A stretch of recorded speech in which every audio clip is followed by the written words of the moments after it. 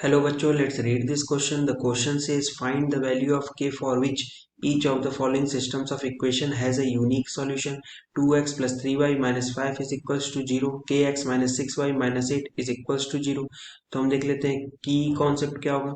की कॉन्सेप्ट तो सबसे पहले क्या करते हैं, दो लीनियर इक्वेशन लेते हैं. a1x plus b1y plus c1 is equals to 0. फिर a2x plus b2y plus c2 is equals to 0. अब हम अगर यूनिक सॉल्यूशन की कंडीशन लिखें इन दोनों लीनियर इक्वेशंस के लिए तो यहाँ लिख सकते हैं यूनिक सॉल्यूशन. ठीक है, और इसकी कंडीशन हो जाएगी सिंपली कि a1 अपॉन a2 जो है वो बराबर नहीं होना चाहिए b1 अपॉन b2 के. ठीक है, तो अब हम क्या करेंगे कि पहला जो इक्वेशन लिखा है उसको कंपेयर कर देंगे a1x plus b1y plus c1 is equals to 0 से.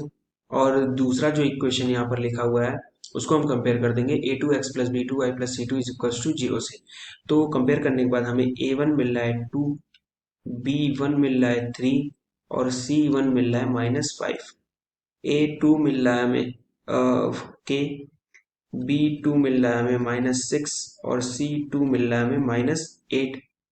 ठीक है, अब a1 बाई ए टू निकाल लेते हैं. तो a1 अपॉन ए टू यहाँ से आ जाएगा 2 अपॉन के, b1 अपॉन b2 आ जाएगा 3 अपॉन -6 यानी -1 अपॉन 2.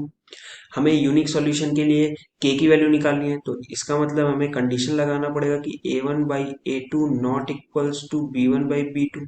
तो कंडीशन लगाने के बाद हमें यहाँ मिल रहा है कि 2 अपॉन के जो है वो नॉट इक्वल्स टू -1 अपॉन 2 होना चाहिए. तो यहाँ से सॉल्व करें तो k is not equals to -4 के बराबर होना चाहिए.